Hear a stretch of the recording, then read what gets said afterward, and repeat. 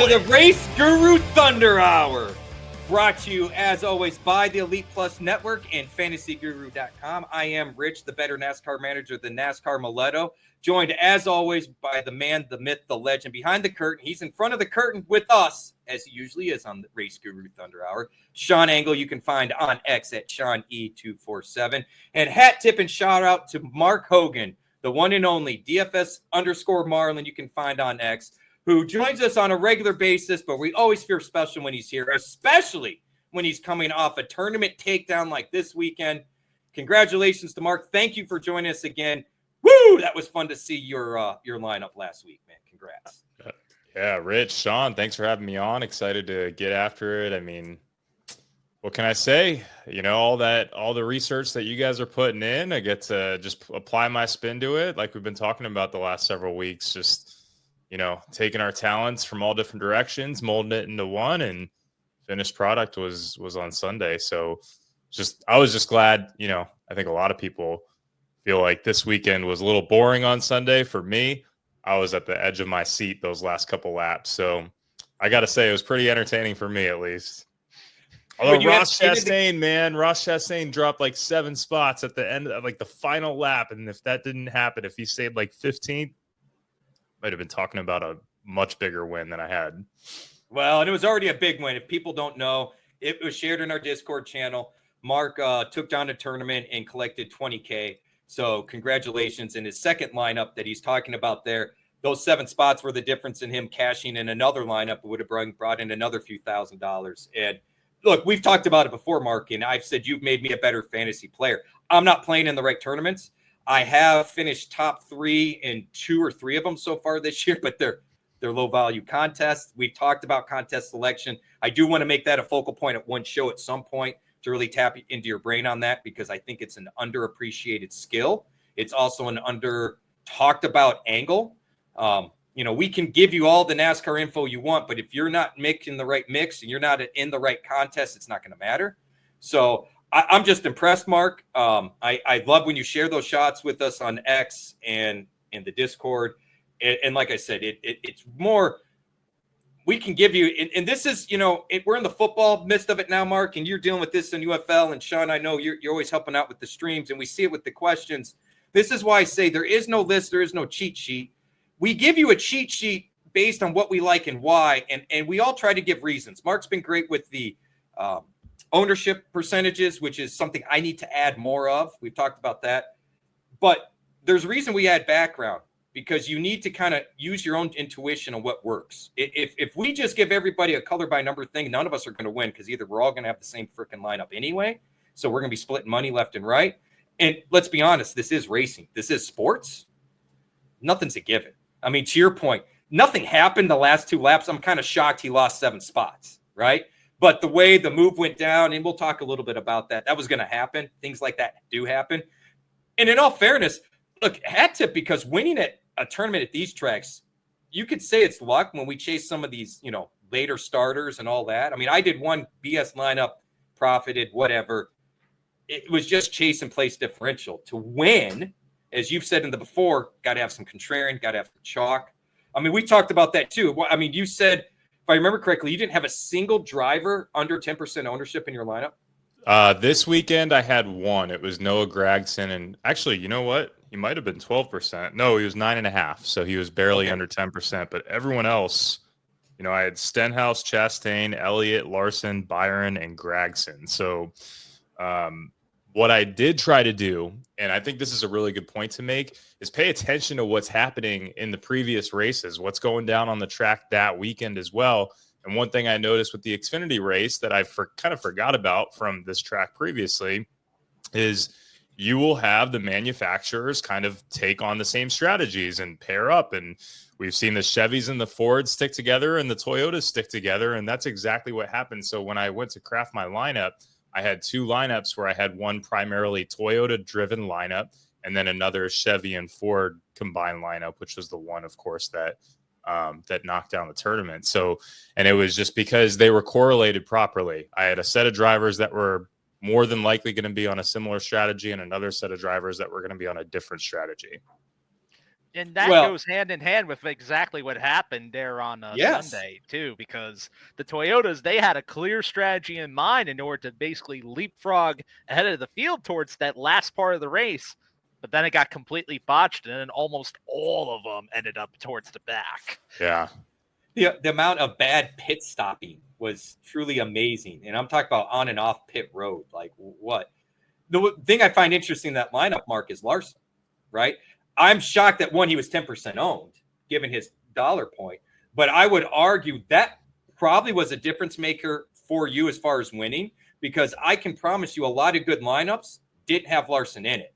You know, he's had such a notoriously bad run at these tracks, except for the last few. Something has changed, because now this is what, the second I guess we could count Atlanta, but between Daytona and Talladega, Sean, that's 2 that he now has top 5 finishes. And correct me if I'm wrong, Sean, I don't think he ever had one in his career at the Cup Series. I don't think he's ever had a streak of back-to-back finishes like that at this style of racing. I know Atlanta, he also finished top 5 as well, I'm pretty sure. Okay, too. so 3. Well, so that's and 3. a correction, Larson was 38%. I'm not sure if I relayed that properly or not. Larson was 38. Byron was 29. Elliott was 71. Chastain was 60. Stenhouse was 63. Gragson was 9.5. But even so, Larson being at 38 versus some of the Larson and Byron 38 and 29. I mean, that seems too low for both those guys going into last week, in my opinion. Byron at 29 really blows my mind. Yes. Right? Daytona 500 winner, had been on a pretty good slew. I mean, heck, I listed him as my gut shot call to win the race. He didn't, but I mean, I don't hate myself when he finishes 3rd. I feel like process, thought, line of thinking's there. So him being at 29% below Larson, that really blows my mind, gentlemen. Like, if you would have asked me pre-race, I never would have guessed that. I for sure would have had it flipped, and I would have guessed Larson closer to that 20% mark, not 40, 38 to 40. So that's really interesting. Now, Larson, in all fairness, to your point, he has been doing well. Go for it, Sean. So I am going to also bring up these factors too. Byron had a higher starting position than Larson, which, as you know, at these tracks, that's going to put your ownership downwards. And on top of that too, if you were to ask somebody that's playing a race weekend at Talladega, which name are you more likely going to recognize and actually play, like a casual player, they're going to gravitate to Larson more than Byron anyway. So, and that's a really good point, Sean, and it goes into how we've been talking about or consulting on projecting ownership this season. Is, think about it, that's a 10% difference in ownership. Those guys are priced around the same point. They're 10 places off, basically 9 places off. So when we go to project ownership, like, I've been using that 10% rule for that place differential amount this season, and it again prevails. Looking back at that lineup, given both guys had similar odds, both guys were at similar price points with similar, types of success, and the only difference was place differential. That 10% was the exact difference. Truly. And I mean, place differential is a very big deal at these kinds of tracks, and that right there just goes and shows and proves that.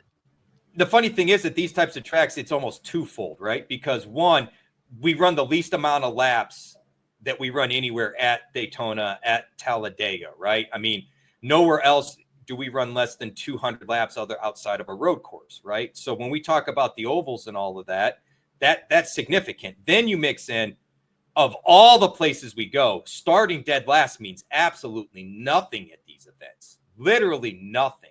We know that you could be in last place with 30 laps to go, end up 5th. That's not uncommon. You're not going to see that at a road course. You're not going to see that at a short track. You're not going to see that at the 1.5 miles. So it's almost like a twofold thing there. I'm actually surprised that 10% rule, Mark, that you don't have to adjust for a Daytona or Talladega and make it more like a 20% or 15% rule or something like that. Because I can see how there's so much more ownership chasing the back of the starting grid at these tracks, because why not? You're never, as Sean pointed out with the leading laps and stuff like that, and Mark, you pointed out on the fastest laps. Normally we see that at the front of the field. You don't get those 2 bonus points at this type of racing. So it's interesting. And just to put a bow on that, the chalk is even more intense on these types of tracks when it comes to super speedways. Ryan Sieg for the Xfinity race, I think he was 86% owned in the tournament that I played in. The lineup that won, that knocked down the whole contest, had Ryan Sieg in their lineup with a negative number. So, it was like that was basically a free square. You had to play Ryan Sieg because the premium on ownership, the amount of chalk that gravitates towards that top play was just completely insane. Doesn't that blow your guys' mind that the chalk is that playing chalk in NASCAR works? Like we talk about trying to avoid chalk in all the other sports, right? Especially bad chalk. But in NASCAR, bad chalk isn't necessarily bad chalk, right? I mean, I would argue NBA is very similar to this style of play. NBA, you will have some serious chalk and some spots where it's pretty hard to see that guy flopping as a play given the price point versus the usage and opportunity. So if you're going to compare it to another sport, I would say NBA is probably the closest, but NASCAR is still very unique, obviously, given the style of sport. Well, you only have 4. I mean, I guess an NBA slate can be pretty small too, right? I was going to say on any given week for NASCAR, you only have 38 drivers to choose from, right? And it just always blows my mind because I think I shared with you last week, right, that I ended up taking second place in a tournament with a guy that got me negative points. Yeah. But it was the same thing. And it was frustrating because I was really on the fence between two, and I chose the other one. I win the contest, right? But it was interesting to me that I'm looking because I remember that texting you going, I got negative points here, man. Like, what? Work with me on this. Like, this just is not working in my brain. And it went back to like we were saying with the ownership. So just very unique. And fuck, Sean, 88%, bro. I can't lie. I push people that direction. I mean, I know we did. I mean, I talked about it midweek. Mark did in his cheat sheet, but 88%, Sean. Have you personally ever had a driver at that high in your lineup before? I'm not sure if I've ever approached anything that close, but I know there's been some high numbers before, like in the 70s or 80s. Right. That's like mid 80s. You don't usually see that often. I mean, think about it in terms of this way. We talk about the pay lines are usually 20% of the field, somewhere in that ballpark, 18 to 20%. So you want to go like 23, 24, yeah. Okay, 23, 24%. So when a driver say 75% owned, there's still potentially 25% of the population that can beat you, right? Well, at 88%, there is no way someone's going to score and not have him in like someone's going to be cashing with him in his lineup. There is no physical way not to at that type of percentage. Like, that's just mind-blowing to me. Truly. Before we go on any further, this is a great conversation, by the way. Thank you guys for this, but we do need to remind the people where you can get more of this, because this is gold right here. And that's at fantasyguru.com, where our content is featured. So you can go forth, you can get the MVP package for about $80 there, covers you the whole year. Gets you all the sports except for the football and except for the baseball. You can have options to get the platinum, VIP, or all-in packages. Or if you want MLB content provided by such great talents like Ray Flowers or Patio Joe or Brett Wojo, you can go over and get the MLB content, the draft guide, over at fantasyguru.com. You could hit up support at fantasyguru.com in order to get you the best possible deal. Be nice to them. Ask them, hey, how can you hook me up? And they'll do just that. So go over there, hit up support, and then you'll be able to start winning today and be like us here. Be like Mark, especially, fishing for victories. That's what it is, fishing for victories. On sharks.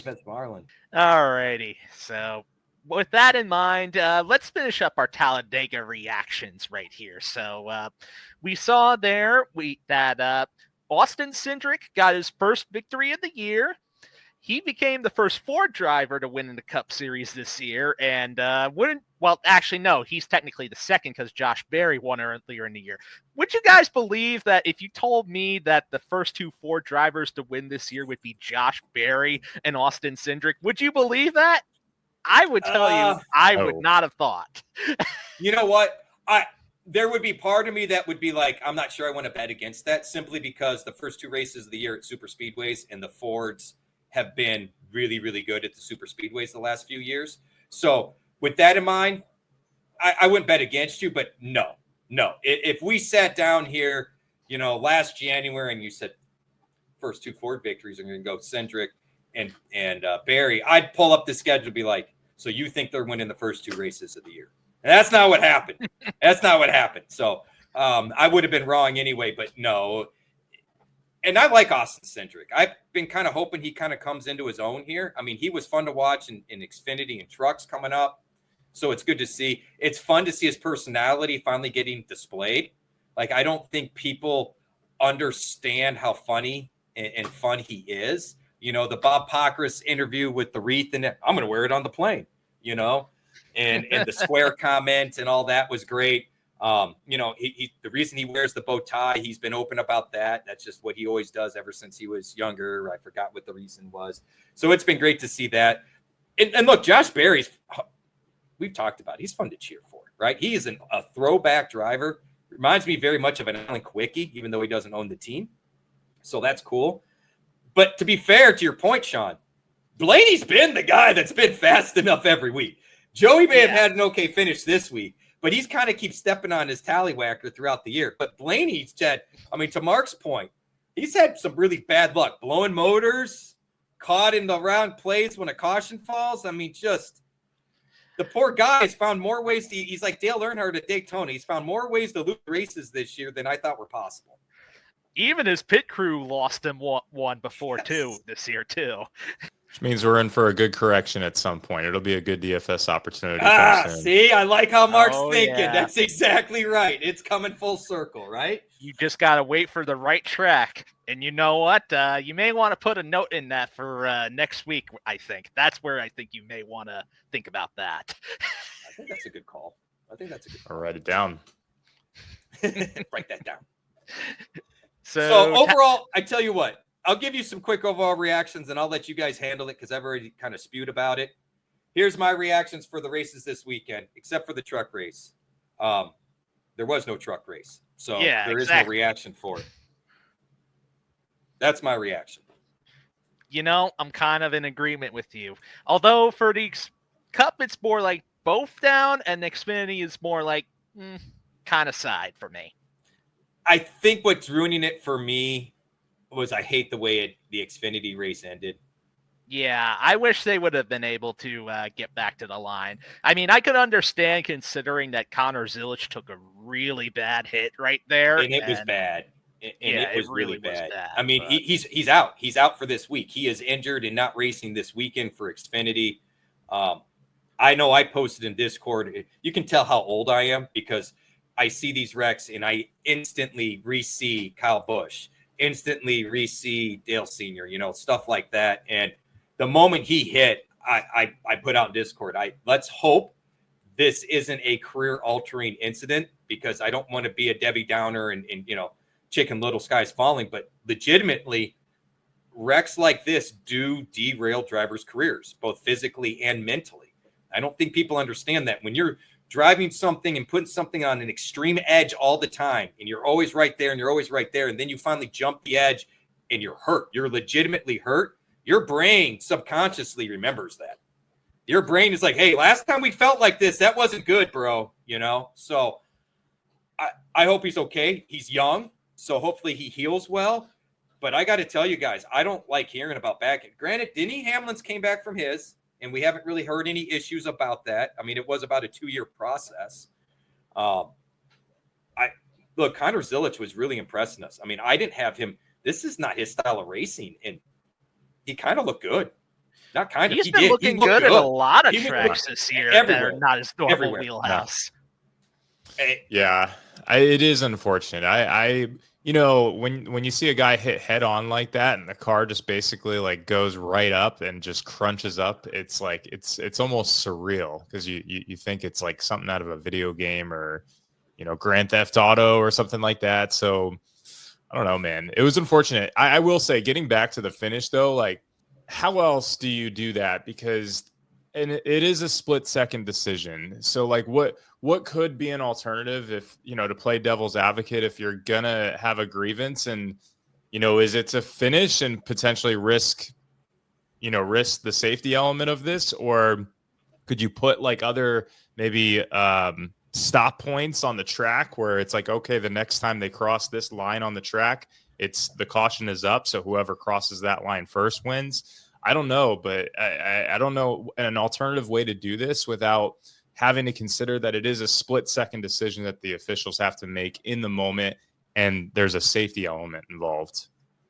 So I've thought long and hard about this because I think you're right. As someone that was around for the race back to the yellow stuff, I kind of miss it, right? At the same time, I'm not foolish to think that we could have kept doing it. Something was going to happen. And to Sean's point, Zilisch wreck was bad. We can't delay getting the safety crew out there when somebody wrecks like that. I mean, that hit was very similar to what Dale Sr. did. Now, the cars are better, they crumple, and it's scarier it looks oftentimes the better it is because the energy is dissipated. What I would want is something that NASCAR is incapable of doing. What I would prefer, and they tried it. They did try this at one point, and they failed. They utterly failed. I would rather go to video imaging. There is, if you go, you've been at a track, Mark. When the yellow comes out, there are yellow lights all over that wall. Yeah. I mean, you can't miss it. As a driver on the track, as a fan, they can't be spaced out more than, 30, 40 feet for the most part, maybe 50. Why is it so hard to find a camera view of when that caution comes out? We have cameras televising everything.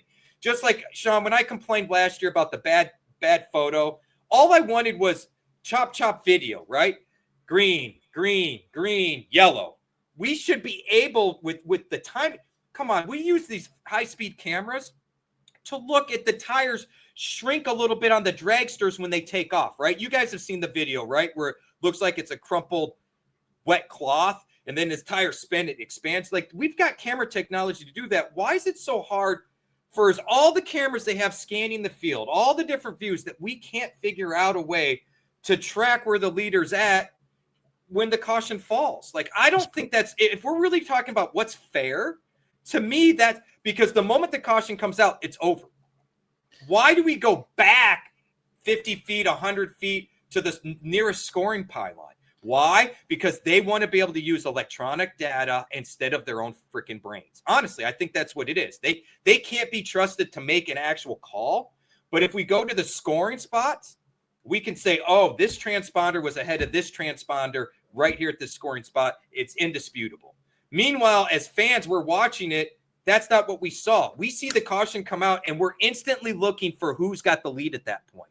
So personally, I think we can do it with cameras. There's no reason not to. It's kind of like the NFL finally deciding to put a chip on the ball, right? Like, why are we letting guys with the chain eyeballing it from 25 yards away? They're like, yeah, you're only this far away. Really? From 25 yards away, you can see that? So I get why they want to use the transponder, but there's no reason to not use the actual video. From what I was able to see, it looked like they were trying to use photographs from the moment the caution came out from the different cameras. But yet, I think personally, I kind of get what you're saying, because those cameras did not fully... Let me put it this way. The angles weren't exactly the best. Yeah, even though I think they made the right call with naming Austin Hill the winner, because looking closely at it, it does look like he is slightly ahead. But still, I think we could have gotten a bit of a better angle. Well, because it's banked too, and they're coming around a turn, and they have the angle of the camera slightly offset. So it's like one camera, he kind of is ahead of him, and the other camera, the other one's ahead of him, because they're looking at it from two different ways. And they're on an incline. And what's weird to me is, those cameras follow the leaders. Like, there's always that the next camera picks up and is following the leader, and the next one, and so on. With all the lights, I don't know why we have such a hard time of showing video with them because you can see the lights in the background. Like you said, the track's banked. You see the wall. The lights are right on the wall. So I don't understand why we can't do that, where we're just scanning so we see the exact moment the caution flies, because there is a reaction time in the booth, right? Like they have to be like, oh crap, he hit. Then there's time to get to the switch to turn on the lights. Well, the guys on the track are still racing, right? So to me, there is a better way. I just don't think they want to do it. I think they want to keep it to the transponders and the scoring. And maybe they did graph it, Sean. Maybe I've misunderstood what they were doing now, because I know at one point, to your point, Mark, they did add scoring loops to try to help with that, and they still screwed it up. They want to complicate things that don't need to be complicated. And I mean, think about this. Do you guys know how to get a NASCAR rule book? They don't make it public. Yeah. No, they don't. Insane. Right. That is what are you hiding that me as a fan, because I can write to the NFL and get an NFL rule book. I can go and look up each individual NFL rule. I know this because I wrote the NFL and said, you guys don't call spearing, you're idiots. So why can't we do that with NASCAR? What is it that they got to hide? My opinion, because they rewrite rules all the time. So they don't want to be called out.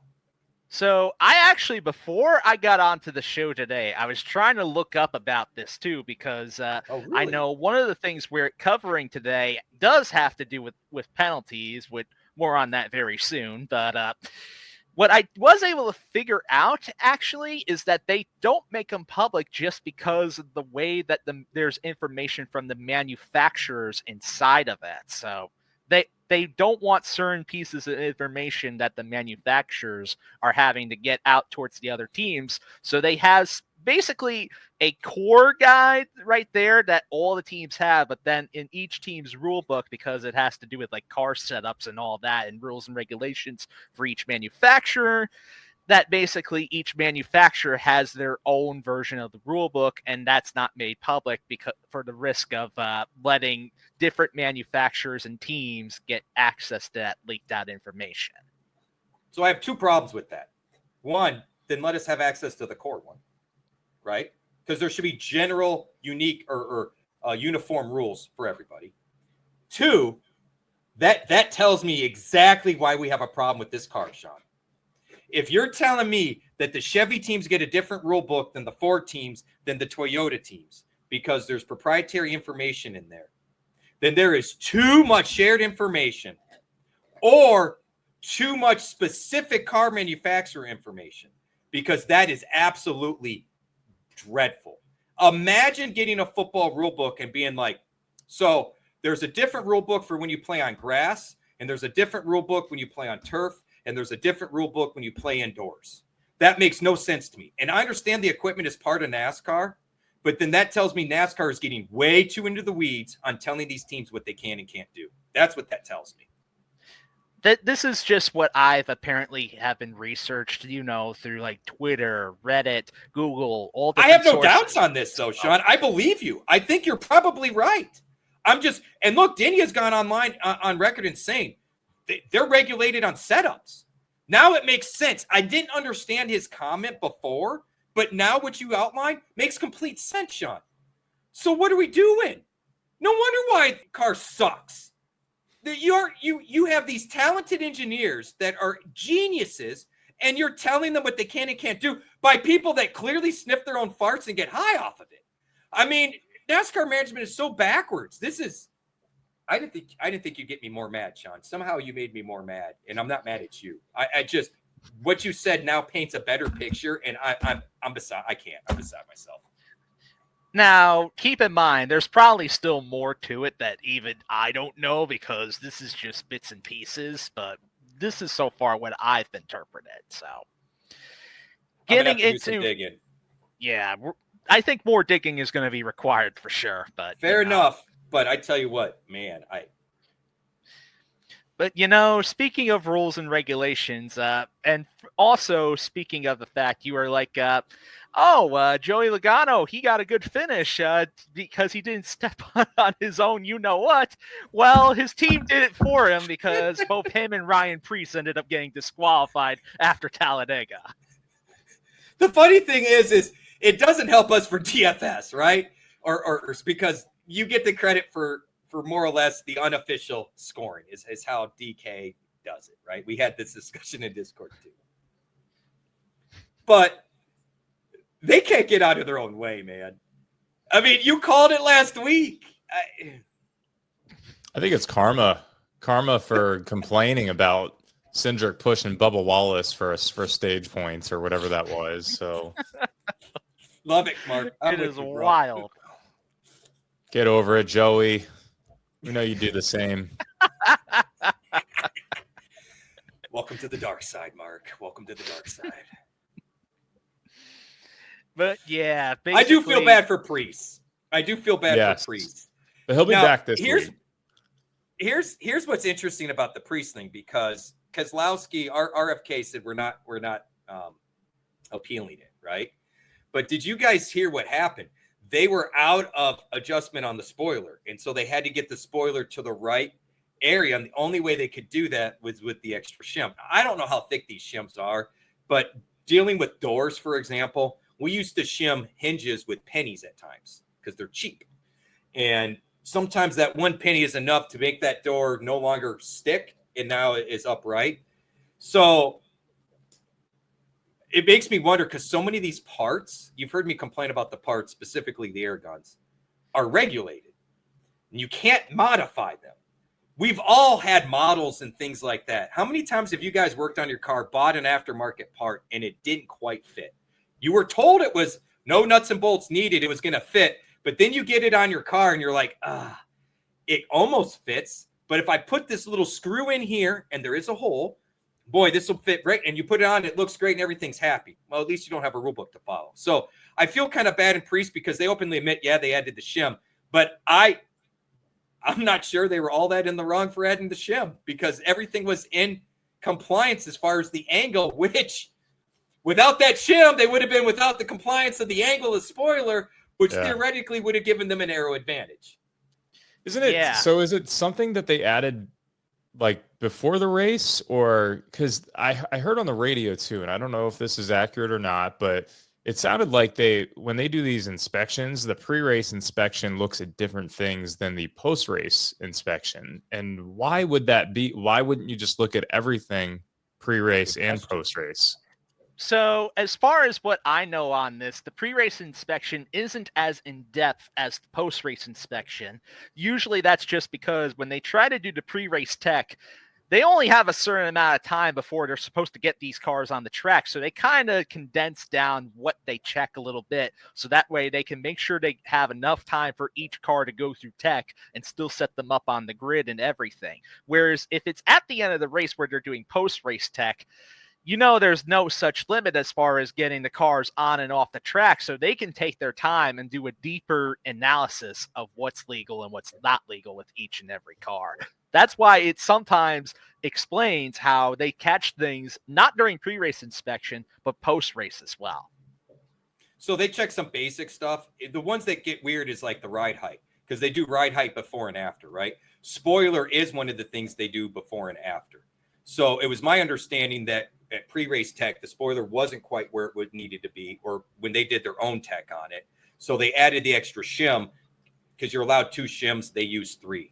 So they added the extra shim, and it's my understanding that, the spoiler, say, was sitting here, and now it got it to here. And look, NASCAR wants this spoiler up more at these big tracks. They're creating more drag is what they're trying to do. So that's why I was saying, and see where the spoiler bolt comes into play here is I could see teams making bolts kind of easy, movable, because if you make it movable and now while you're under downforce, now that spoiler does this. We have heard of teams doing very creative things to get the spoilers to move while under downforce, while under airflow. But to Sean's point, when they do post-race, because they'll do a race winner, is it top 3 in a random, Sean? Depends on the track, but usually they do the top 5 for more thorough, and then 1 or 2 randoms. 1 or 2 randoms. Take back into R&D. I would say. So what they do is they even take some of the cars, specifically the winner, and go all the way back to the R&D center in Charlotte and completely break down the car. That's why they wait for some of the penalties to come out on Tuesday and Wednesday, because what they want to do is they want to get the main cars back. So you've got post-race inspection that now happens at the track. It didn't used to. Used to post-race inspection happened all the way back at Charlotte. So we would never get these official results, which until recently, there were no official results, because if you got disqualified, it didn't matter. You got a points penalty, you got a fine, but nobody took the trophy away. Nobody took away your third place finish or anything like that. Fans cried. NASCAR said, all right, we'll start disqualifying, because fans felt like the points and the money weren't enough to dissuade teams from doing this stuff.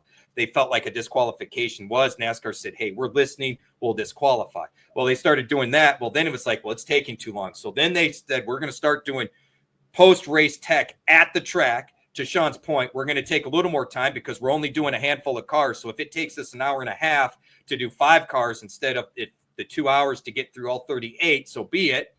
Then they take some of those cars, especially what they'll do is they'll do post-race tech and say they find some that just seems a little off. Like they're like, it's not really illegal, but this looks kind of weird. They'll take it back to the R&D center. And that's how we found out what the lug nuts that Brad Keselowski had monkeyed with or whatever 2 years ago, Sean. That's how they found that out, if I remember correctly. The tire valve stem thing that Ryan Newman got busted with years ago, that sort of stuff. I was going to say, there is a case where sometimes they will allow a team, if for some reason it's something like ballast or weight or something like that, right, in order to make small, tiny adjustments with the car and then allow it to go through tech again. And a recent example of this was during the playoffs last year with the Alex Bowman penalty, because they actually allowed him to take fuel in and out of the car just to see if that ballast if they could get the weight. Yeah, affected the weight, and right. They still found it was illegal. Which when you're off by 20 pounds or whatever it was, I mean, that's significant in a car for racing. Just makes me wonder, how many of these failed inspections are results of things that guys have been doing versus maybe a one-off. And, could it indicate, like, if a guy gets busted, could it indicate a potential performance slump for the next few races until they figure out what they're going to do with that car? I know they have different... they have a fleet, right? So every driver probably has 6 or 7 cars, something like that for the season. Not anymore. That's changed a little bit with this new car. Less than that? Really? Yeah, so what they do, so it used to be the cars and chassis were specific to teams and drivers. Now, because of how this car is in the spec model, for example, used to be each team brought their own backup. So Kyle Larson had a backup, Byron had a backup, so on and so forth. They don't allow them to do that anymore. Now that one backup has to be used for 2 or 3 cars. So they're only allowed, say, one backup for the team to be at the track. That's why we've heard about when multiple guys on the same team have wrecked, that they've had to go to Charlotte to get a car, that sort of stuff. So right now, the whole team may have let's look at Hendrick, because they do it in forms of 2 garages. Okay.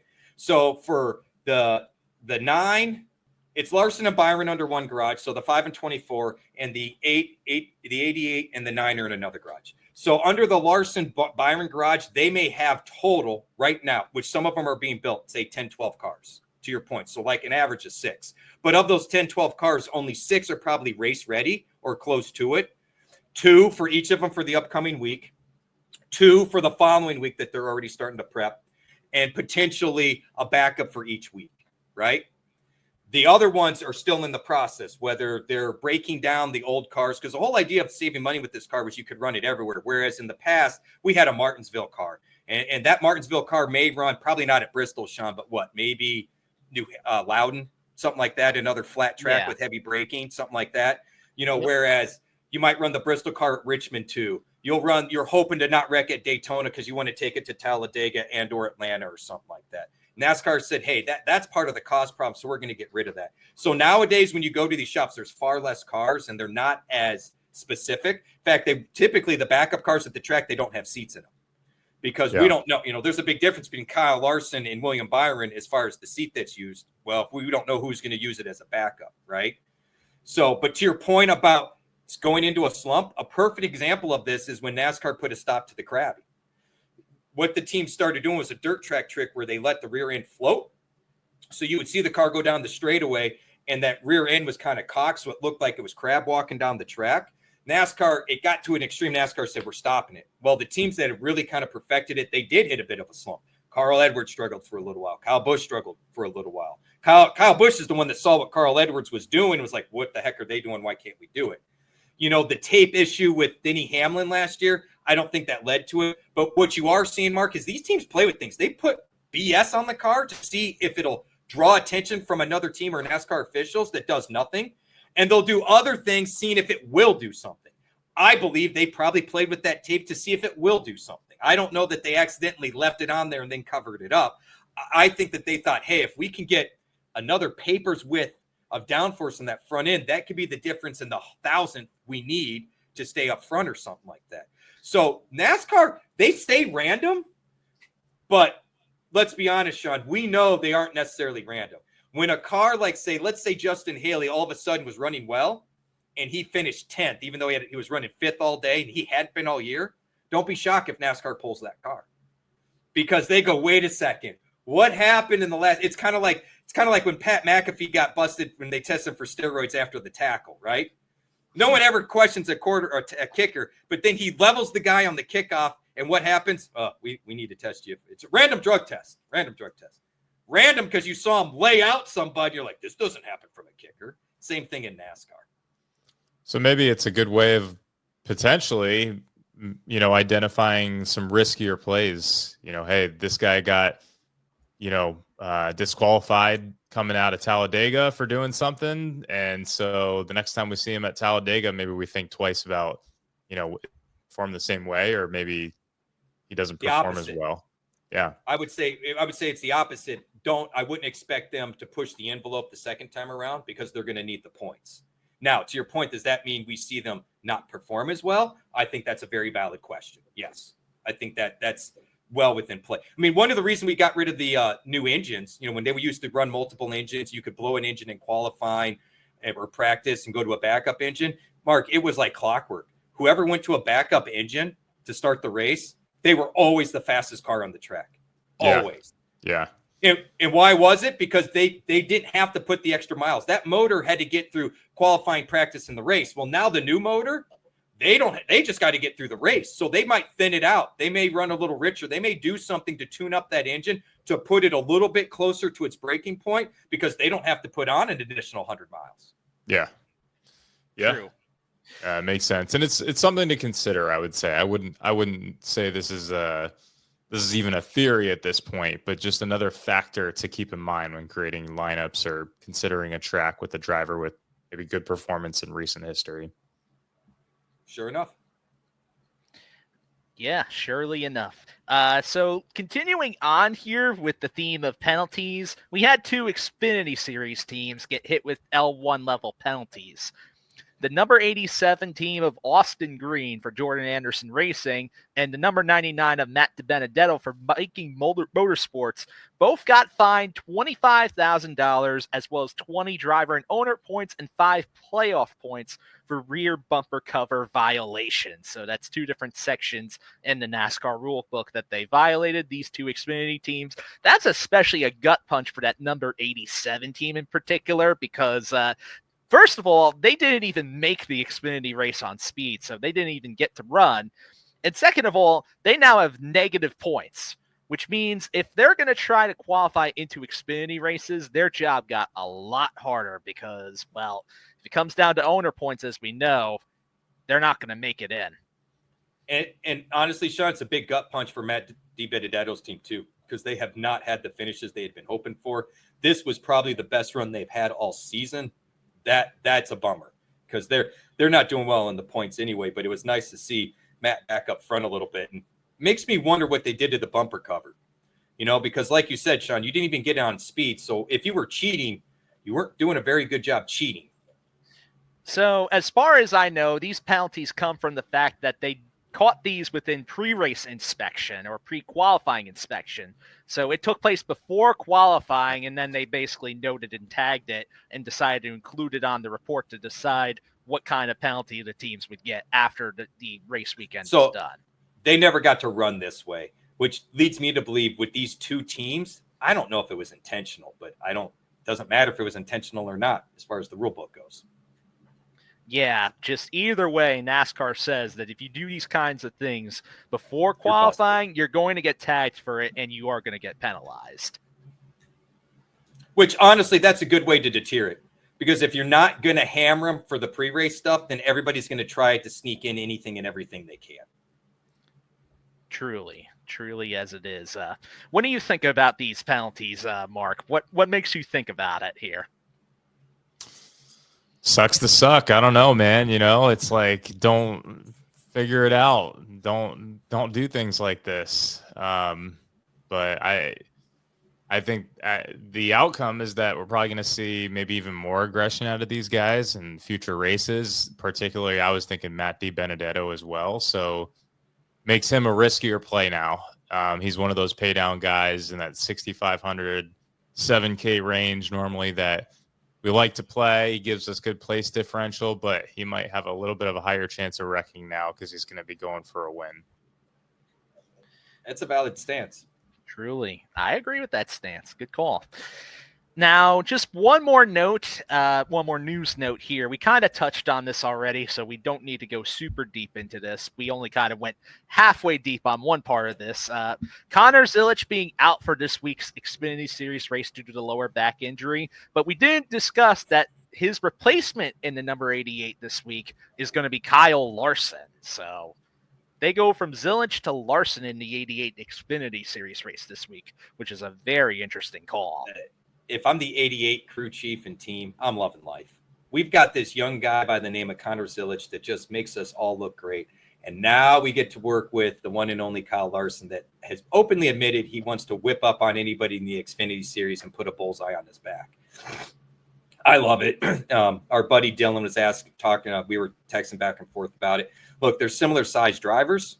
At least I thought there. I don't think Connor Zilisch is a very big dude. So I thought that played into it a little bit. I could be wrong there. I'll have to go look at his, whatever you want to call it, his vitals or stance, whatever. For the NASCAR, for Cup purposes, guys, when don't we love Kyle Larson doing double duty? Yeah, this was not originally a scheduled start for Larson either, but he's filling in, and you know what? He's getting more track time that way, which we know how we feel about more track time. And on top of that, he's doing it with a good team like JRM. That's what I mean. Well. It's a established and look, part of the reason I think the team went this route, as Sean just mentioned about the driver owner points and the penalties, there's a big deal for the owners in the Xfinity too. So, and this car was near the top in both driver owner points. So now with the driver missing, you want to make sure you get a driver in there that's going to keep the ownership points in play for you. So, life's got to be good to be Hendrick, right? To have the plethora of drivers to pull from, Guapo, Zilisch, Larson, Elliott, Bowman, Byron. Top-notch equipment. They've done it well for a long, long time. And I'm just going to mention this one quick point, too, for those that may be wondering, why isn't Kyle Larson in the number 17 instead, or they're picking another driver from that 17 car in it? The number 17 Hendrick car has Corey Day in it this week, so they weren't going to pull him out of that car in order to do that. So they went with Larson for the 80 instead. Now, considering that he's covering the Xfinity race this week, I want to get Mark's quick take on this to see what he thinks. Yeah, I think you heard me griping about it a few weeks ago and seeing too much of Kyle Larson over the weekend when it was like the Trucks, Xfinity, and Cup race. I'm a little bit more okay with this, but maybe it's a positive for Zilisch as long as this injury isn't too serious. Maybe he gets to watch Larson in the car, like a quarterback getting relegated to backup duties, watching the veteran come in and, just showing a few tips and tricks that Zilisch might have, never really fully absorbed or learned without watching someone like Larson drive the same car. So who knows? I don't know if it translates that way like it does in football, but I think it could be a positive for him. And it will be interesting to see how different, what does this car look like with Larson in it against this field, and how different that is when he got into the other car a few weeks ago. So I'm also fascinated by that element, and if that has any kind of play on if he's going to be dominant or not in this race. I think you're spot on, Mark. I think you're spot on.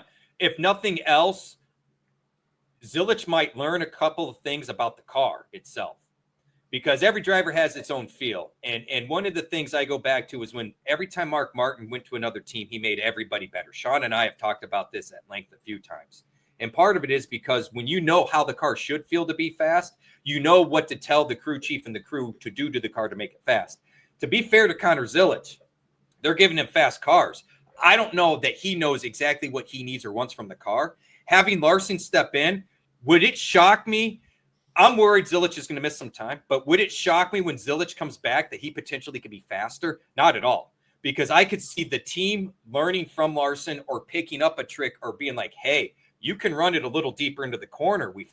We did this to the car. Kyle asked us for a little more of this. Why don't you give it a try and see how it feels, type of thing. So I don't think you're off base on that at all.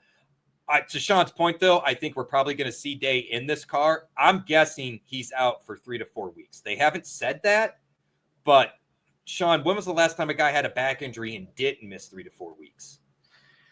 I can't think of many instances. Really, the most recent instance that can come to mind where a driver came back sooner than that was with Eric Jones, like maybe 2 years ago or so. Oh, when he right. dealt with a similar races, injury. right? He missed 2 races, so. And but he NASCAR also had a probably bye just week in wouldn't be there too. comfortable with it. That's also true too. Yes. He did have a bye week, so. Yes. So it was about 3 weeks. That's what I'm saying. So my gut feeling is we're going to see 3 sub drivers over the next month or so. If not, frankly, I'd make sure he's 100% healed. He's not going to go win a championship. Well, I should say that because he can still get in the points to win a championship. So it's not fair to say that. Well, he already has a win this year, so he'd be eligible for the playoffs as long as he gets the waiver, which he's probably going to get. They said medical, they're going to give it, right? So he does have a fair shot at the playoffs. But to your point, Sean, why rush him back? You're going to get the medical waiver anyway. Let's make sure he's healed mentally well, physically well. There is no reason to derail this young man's career. He has a very, very bright future ahead. I really don't want to see 8 races into his rookie year in Xfinity Series, and this is what we're dealing with. To put a bow on it for Dega, for me, this is the type of crap that happens with this style of racing, and it's hard. We can see this in any style of racing. I hate that we put ourselves in situations that increases the likelihood of these types of accidents happening. And there is no denying that this type of racing leads to an increase of likelihood of accidents like this, and it bothers me. If you wanted a weekend where you could kind of preach on the points and opinions you have about how you feel this style of racing, I think this was definitely a weekend in order to bring that info up. That's for sure. Sorry about that, Mark. Go ahead. No, you're good. My final point was just I'm curious, since we are probably going to see multiple drivers then, what the differentiation looks like within the car between the different drivers. Do we see Kyle Larson go out and dominate this week and then Corey Day completely put the bed, for lack of a better term, the following week? Who knows? But that is also a story for me to follow, in my opinion. Larson's going to be good. I will not be shocked if they are absolutely dominant with him in the car this week, because that car has been so good. And when he opts into 17, it's a part-time ride, although Greg Ives is really good.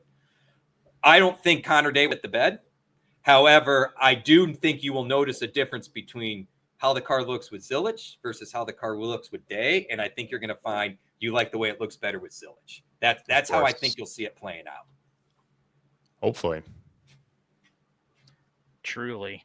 So let's get into this week here, previewing Texas time. So we know this is a 1.5 mile intermediate track, but we've seen over the past couple of years that out of all the 1.5 mile tracks, this one's probably the wildest one of them all, because we've seen our fair share of drivers losing control, whether it be the tires going in and out or drivers just simply not hitting the bumps on the track. We've seen all sorts of wild things, in particular at Texas.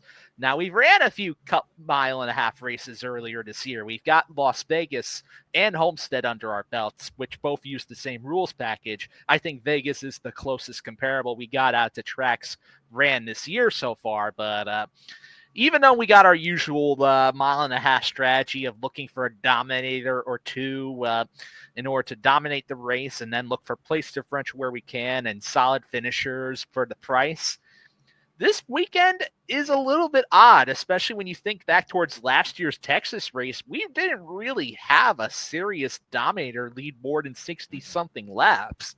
And we saw a bunch of laps. Yeah, we saw only a bunch of lap leaders. So how do we think we should attack this track, guys? What do you think? That's a really good point, because I did look at the last 2 races, because I assumed we had raced at Texas twice a year still for the last 3 years with the new car.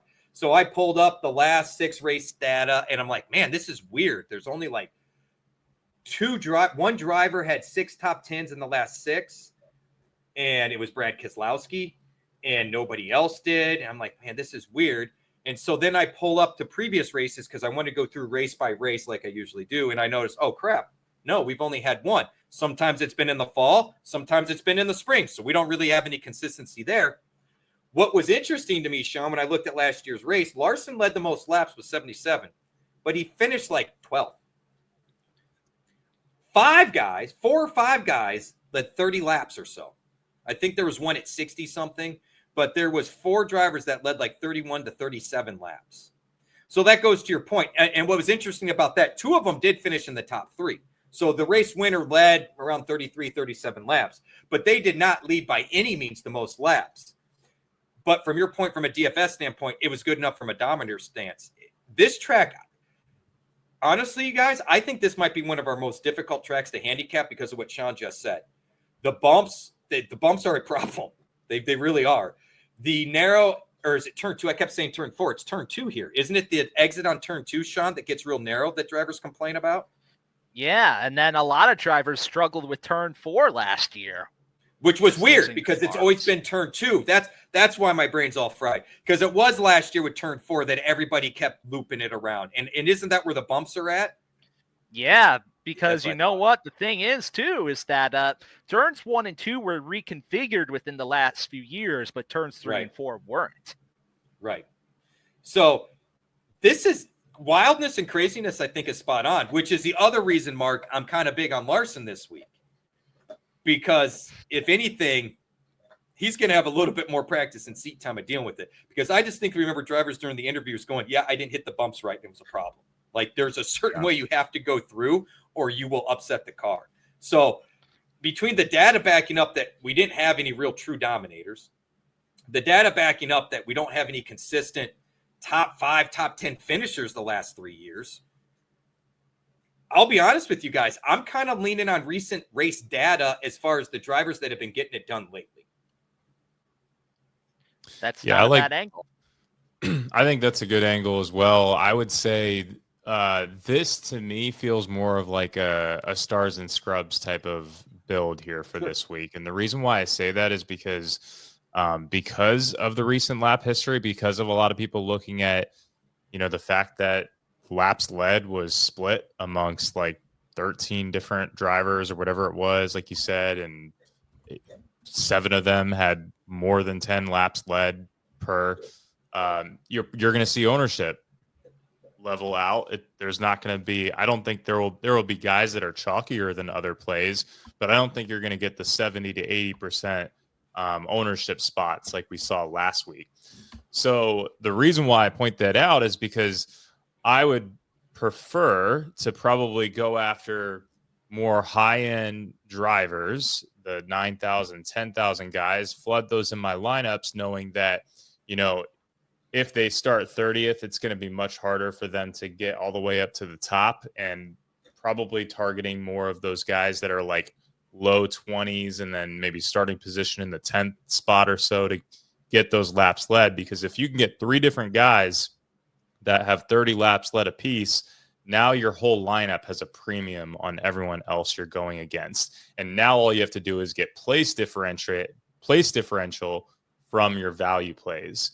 And I think there's a couple value plays that you can build into your lineup this week that will allow us to get like 2 9K guys and a 10K guy.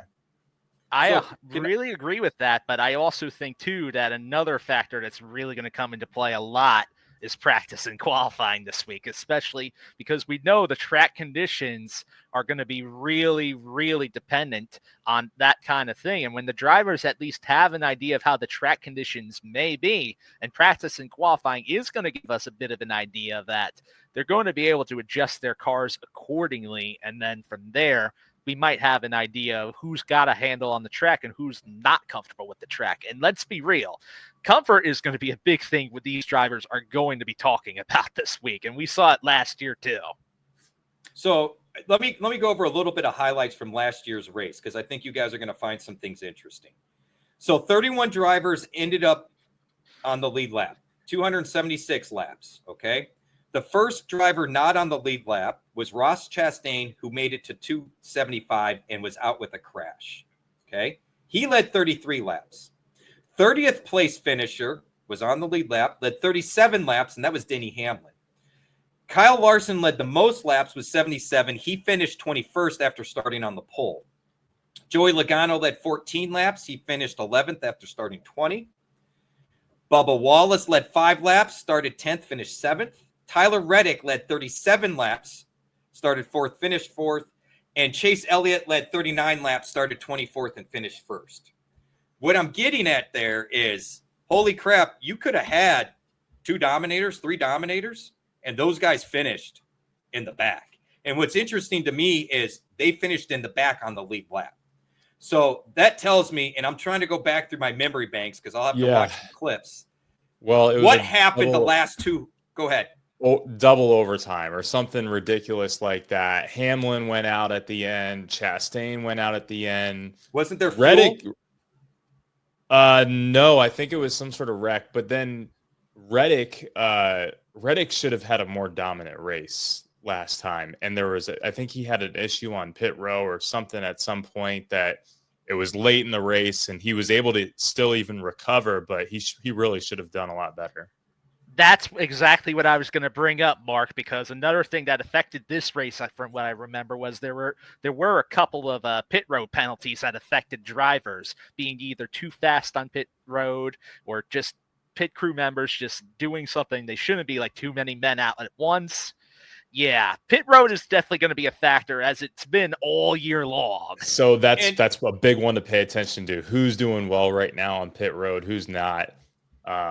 That's a great call. Hamlin's team might have an edge this weekend, right? With the guy with the move that he's been doing, that they bring up every single broadcast. So, there's a couple crews that might place a premium on that driver as a play. Big time. So going back just to the race previous to that, Wallace led 111 laps and Kyle Larson led 99. But Kyle Larson wrecked out and finished 31st.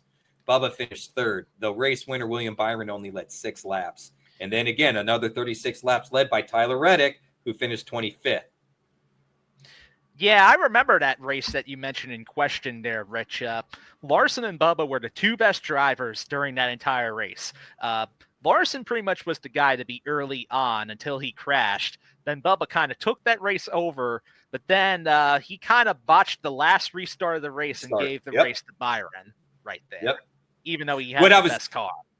What I was getting at is we definitely have to hit on the dominators, but it's not going to be as easy as it typically is, in my opinion, which goes back to Sean's point about practice and qualifying.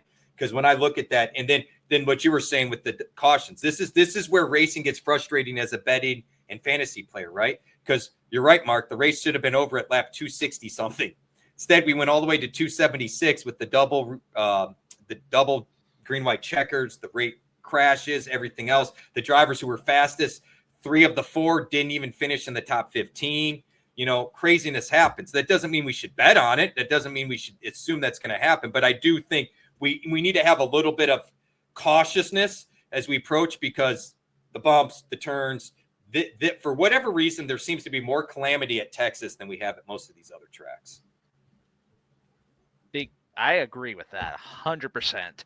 And you know what? I'm going to say that this is either a weekend where you try to go more than usual as far as your DFS is concerned to cover up any blank spots in not having certain drivers rostered, or you go less and avoid the risk that is this track. Right. So, should we get into our picks, or you guys got more thoughts on Texas here?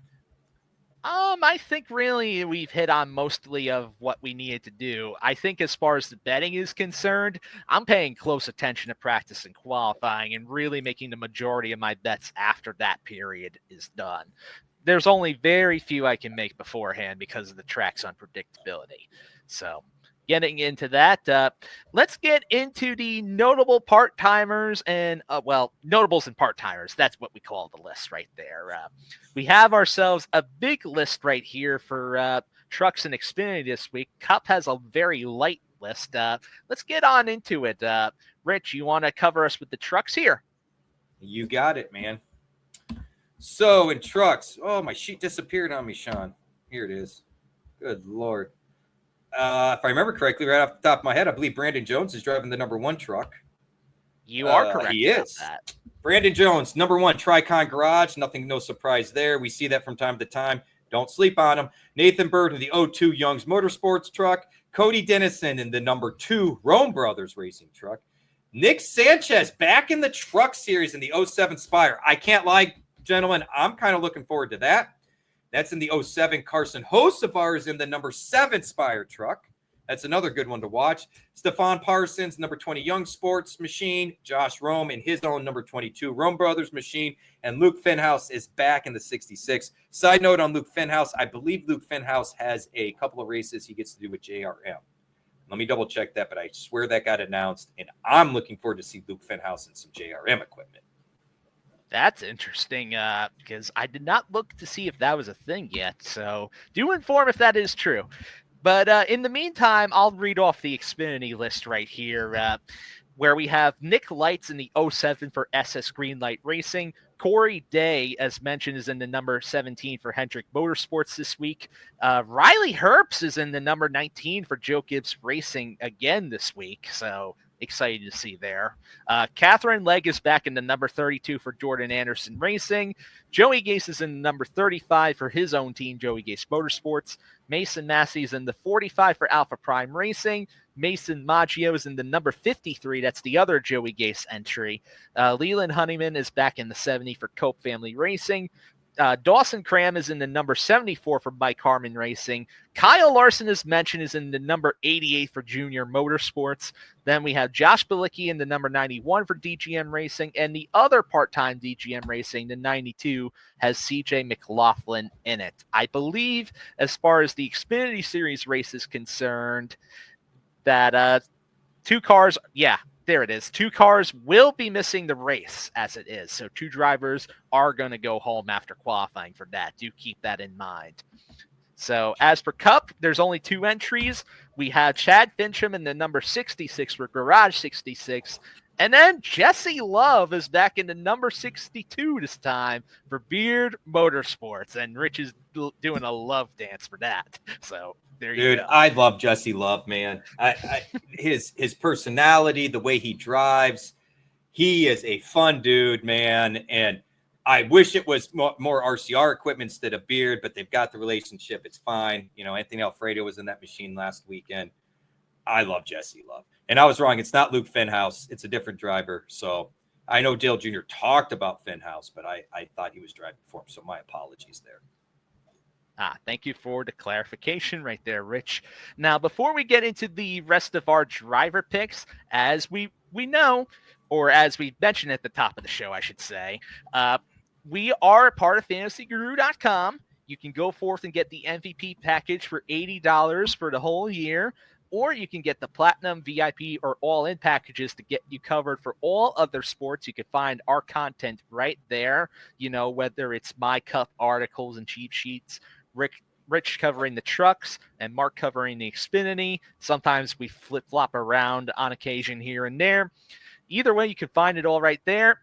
You can get the MLB content over at FantasyGuru.com. You can see stuff from Ray Flowers and the rest of the MLB crew over there in order to help you win big through the rest of MLB season right there. And now you can also go forth and hit up support at FantasyGuru.com in order to get the best possible deal you can get. Let them know you want to be hooked up. Be nice to them, and they'll be nice to you. And also, don't forget to hit like, subscribe, and, you know, leave comments wherever you can in order to help support us. So that's always mighty appreciated. All right, so let's get into it here.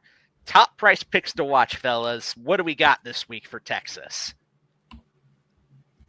Well, you want me to go first or what? I say you go first, so go. All right. Give me Kyle Larson. Give me William Byron. Give me Tyler Reddick. I like Sean's call out here. I don't disagree with you guys. The Toyotas have been good, so you guys can talk about him. But Larson has consistently led a lot of laps the last 2 races. I'm kind of on the Willie B bandwagon. The guy he and Christopher Bell, look, the future is in those guys' hands. I firmly believe that in 10 years, we're going to be talking about them being the veteran guys with the championships as we're watching, the Ty Gibbs get their, second or first championship, or some of these Connor Ziliches and stuff, as they kind of come back up and get involved. So I'm on the Willie B bandwagon right now. He's been finishing races. One of the things he does really well that Kyle Larson hadn't until recently is finish races. So give me Byron. Reddick has been incredibly good at this track. Like I said, Toyotas in general have. So I agree with both your guys. Guy, it's coming up. Maybe I'm just too much of a Chevy man. I don't know. I will say this. I do like your driver choices as well. And I almost considered Byron for my list as well. He was very close to making it right there. But, I like Larson Reddick a little bit more. And then to point out the third driver on my list, it's Chase Briscoe, who's been incredibly solid at this track. And this, keep in mind, he did solid results at this particular track, regularly getting top 15s and top 10s with a Stewart Haas Racing Ford, which that's not as good of equipment you can say as he's in now with Joe Gibbs Racing. Now he's in a Gibbs Toyota. Those Gibbs Toyotas, they've been known in order to compete for wins on a regular basis at this track. And considering that Chase Briscoe is pretty much in that 9K range, if you want a guy that's under 10K but that in order to perform, I got to say I like my chances with Chase Briscoe this week. And it's not like his teammates performed really well here with him. You know what I mean? Like, that's what jumped out to me when I was joking about the Ford. There's a couple of Fords that have run well here, but not really consistently, and none of them were his teammates. So I'm with you guys. I'm this close to converting to him because his price point really is enticing under 10 grand, to your point. Yeah, love that for him.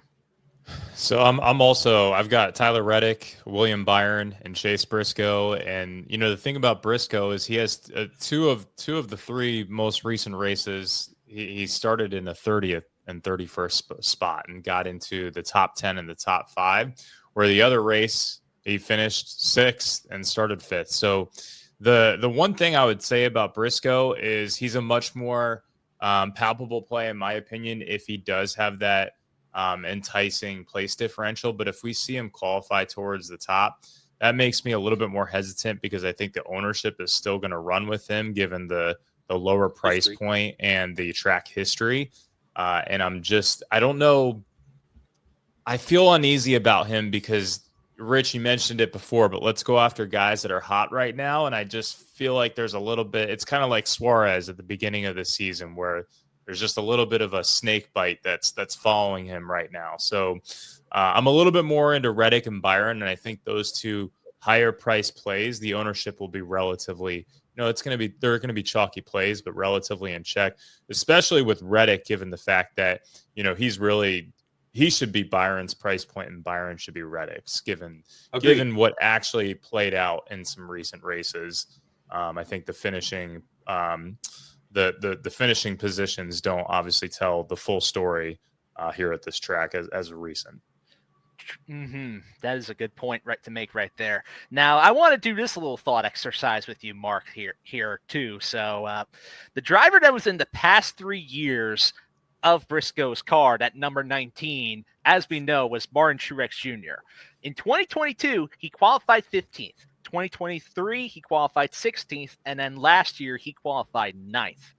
What makes you think about how good Briscoe could qualify now that you hear those numbers? Probably, I would say pretty comparable. Yeah, I would agree. I will say this about Briscoe. To your point, Mark, he is with a new team. So there's going to be growing pains, especially since he's going from a Ford to a Toyota. Whole new crew chief. So I think in the Briscoe stance, I will not be shocked if it's another poor qualifying run. And the reason I say that, since he's with a new team, it's not uncommon for these guys that are on perennial good teams that they focus on one aspect of what they need to work on, right? So i.e., he's new with the team. We need to get race trim set up for his comfort level. Then next year, we might see them focusing practice more on qualifying trim so he doesn't have to come through the back of the pack so much. But Brad Keselowski a couple of years ago talked about this. We have to do this in stages, right? First things first, we need to get enough equipment and the right upgraded equipment. So teammate Buscher's getting new haulers, new chassis, new this. I'm taking the used stuff. Next, we're working on race trim. We don't care where we qualify. We've got to have speed in the race. If we can't be comfortable in the car to race, it's pointless. Now we focus on that. And then the following year, hey, our qualifying efforts need some improvement, especially at the 1.5 mile tracks. Now we're going to focus practice on that. So to your point, Mark, I'm not going to necessarily assume that he'll qualify around there. But to Sean's point, I'm not going to be overly scared. I want to see what practice looks like more than anything. In fact, I will almost be happy if I see he's a top, say, 10 guy in practice lap averages and then qualifies 25th. Giddy up. Or even if he qualifies 20th, right? Because of what you said, you're going to have that place differential. And to your point, I don't know that the percentages of ownership is going to move because of his race history, because of Truex history, because of the team, because of his teammates' success here. I'm with you. At his price point, I don't know that if he qualifies inside the top 10, that it skews anybody away from using it. The one thing about Briscoe, and I know I picked him, but what does his pit road history look like as of recent? That's valid. Didn't he just have an issue on pit road this last race? Was it this last race or was it 2 weeks ago? I feel like it was a recent one. To your point, Mark Truex had the same problem, Mark. Let's take your point, whether it was last week, the last 2 weeks, or the last 3 weeks. Mark Martin, with this same pit crew, had nothing but problems for the last 2 years. I think that is a really brilliant point to point out that I kind of escaped over there. I'll look up where he had the pit problem, but continue, Mark. That's a really kind of brilliant point, to be honest, man. It's just an item maybe beyond the data that everyone else going into these tournaments might not look at. They're just looking at the numbers like we're all looking at here. And we have to paint the whole picture. We have to look at all angles here. And pit road, like we said earlier, is going to be impactful. I will say this much, though, that usually as far as an organization that has most of their pit crews in check, Toyota, I feel, has been on average a little bit better than the other two manufacturers as far as speeds of the pit crews are concerned. Now, sometimes they can make mistakes. That's the only thing. Sometimes they are prone to mistakes.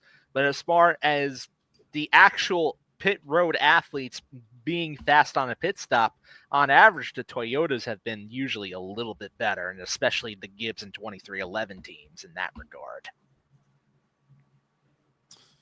They really have, but for whatever reason, and this goes back to when Martin Truex was with Front Row and they were doing the Toyota thing. Remember the whole pit crew swap and the penalty and all that? For whatever reason, I thought maybe it was just bad luck with Mark Truex, but I'm starting to think that whatever the deal is with this 19 team, they can rattle off some fast stops, but they have a bad habit of stepping on their own toes. They really do. And this, like I said, goes back to Truex's, because it's more or less been the team that moved over from Furniture Row over to Gibbs, right? It just, I don't know what it is. And you're right, Mark. I know at Vegas they lost a wheel. I know I did find that so far. They lost the wheel at Vegas. Nope. And he got penalized at Talladega for removing equipment from the pit box, i.e., I'm guessing the fuel can was stuck or the wrench was stuck in the window, my guess. Yeah, and that's just bad coordination. And I've noticed about the 19 team before that sometimes that crew chief, James Small, kind of does not always get call out when he should drive off in the best possible manner. He is a little bit mistake prone to that, particularly. Good call out, Mark. So my mid-tier guys, I got Brad Keselowski, Carson Hocevar, and Bubba Wallace. I tried to go a little bit different than a couple of the other guys that you have, although I think we all seem to agree that Bubba Wallace is going to be an interesting play here. So, you know, I think he's been here. He's been running well in general. He's been maturing as a driver. He's got good stats. He's got a lot of laps led here. So, you know, I think Bubba Wallace is certainly in play on the high end. And then Brad K obviously has just been in the next gen car. He's like a top 10 finishing position every single race. So regardless of if he starts high or if he has a nice place differential opportunity, I'd prefer him to, maybe start in the top 10 given the price point, because that'll be pretty palpable to take on. And then Hocevar, if we get like a good qualifying effort out of him, like 15th, 20th, this is a guy that could potentially crack the top 10. Yeah, he might be aggressive and that could bite him, but he's probably primarily a tournament play, in my opinion. And this could be a nice bounce back week for Hocevar. I agree with the Hocevar call out being one to watch right there, too. In fact, actually, his only 2 previous starts at this track, he scored positive place differential both times. So that's in his favor right there, too, in order to keep in mind. And Spire Motorsports, equipment-wise, actually, they've been a little bit better overall this year. Even if they don't always have the finishes to show for it, they have at least gotten a little bit better speed. And you know what? The other 2 drivers you mentioned, Bubba Wallace and Brad Keselowski, they're both on my list as well. And I do want to also bring these points up about these 2 drivers. And remember when I said that Vegas so far this year has been probably the closest comparable that we have to Texas?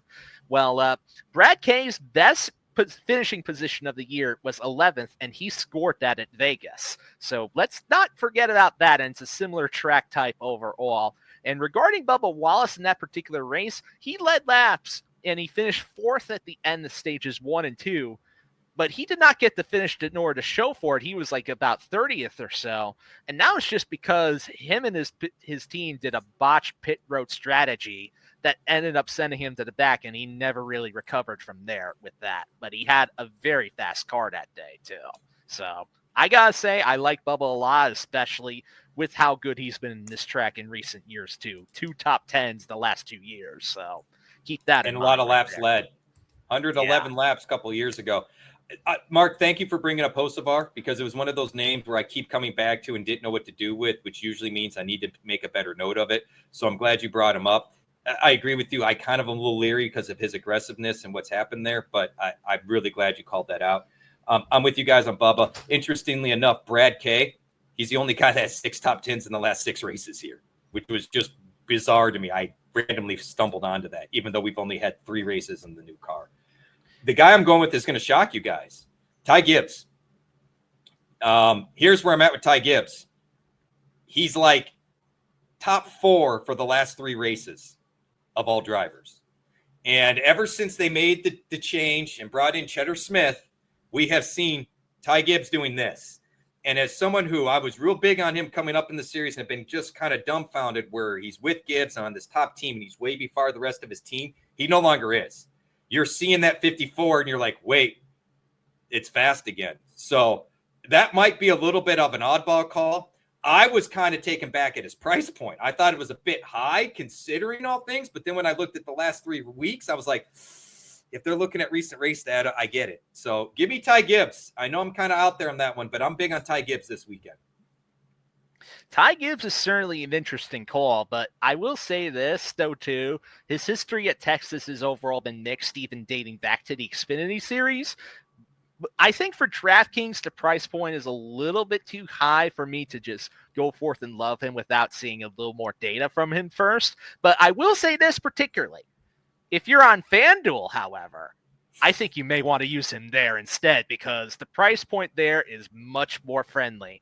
Because whereas he's a flat 8,000 on DraftKings, which is like just below average salary, he's way below that on FanDuel, where he's only 8,200. And I think that is definitely a much more palpable price that I'd like in order to use him this week. Fair enough. All right, let's hit some value, guys. What do you guys say? Wait, I actually forgot to mention my last driver on my mid-tier Oh, you list. sure did. My bad. Yeah, and that actually was Brad K's teammate, Chris Buescher. So Chris Buescher, I think he's a driver that we may want to keep an eye on, just as a driver in that 7K range that could maybe get you a top 15 or a top 10 as long as the circumstances line up. And Buescher, he's been quiet as far as finishing races is concerned this year. He's finished a good number of them. And he's been top 15 in the last 2 years at Texas and even led 2 laps in 2023, while also finishing in the top 5 during the first 2 stages of that race as well. So I think he's somebody that I think people are not going to be paying attention to that may become practice and qualifying time, especially if the qualifying position is just right. He may be worth paying attention to in that regard. And one other point, he's from Texas himself too. So there you go. Hometown advantage. Home track. All right, heading on to the sleepers and bargains. I went with Daniel Suarez, Eric Jones, and Justin Haley. Eric Jones actually has had a pretty decent average finish here. Suarez, shockingly, I had found, has been kind of a top 10 guy the last couple of years, or 2 out of the last 3 years. So that was fun. And the Justin Haley call might be a little bit more of a gut shot, but he has run well here. So the driver history is here. I think from what we're reading now about the Rodney Childers and Spire departure, I think this might be a better move for everybody involved. Haley actually showed some speed at the end of last year. So, and they're kind of going back to where they were last year. So might be a little bit of gut shot. I want to see practice and qualifying, but at his price point, he's definitely one of my favorite targets as a punt option. You may say it's a gut shot, but what if I told you that I am right there with you, Rich? I was happy to see that. Yes, I was happy to see that because I'm looking going, am I the only one on Haley? Am I the only one? Oh, Sean likes him too. I do like Haley quite a bit this week. He's been performing at a better level overall this season, and that's despite even the crew chief changes right there. Also last year, well, really, let me put this way about Haley. He's been through a number of changes over the past couple of years, and that's not stopped him in order from finishing well at Texas. Even last year when he was with Rick Ware Racing, he started all the way back in 33rd and got a top 15 finish with Rick Ware equipment. And that is quite something in order to do. And he's just had his fair share of solid finishes overall at this track. And for the price point, I mean, he's one of the few drivers below that 6K range on DraftKings that I absolutely love this week. But where I love him even more is for FanDuel, where he is actually, as I'm looking down here, he's the 6th cheapest driver overall on FanDuel this week, which is absolutely nuts. My gosh. Yeah, I've got all right. So I love Haley. I'm on board with you guys with that, but I wanted to throw out a couple different options just to mix things up a bit here. I think we're all on Priest. Well, I know, Sean, I see you on Priest. Rich, I don't know how you feel about him. The one thing I would say, so Priest is 7K. He's given us plenty of place differential. He's normally qualifying around the mid-20s, finishing around the mid-17s.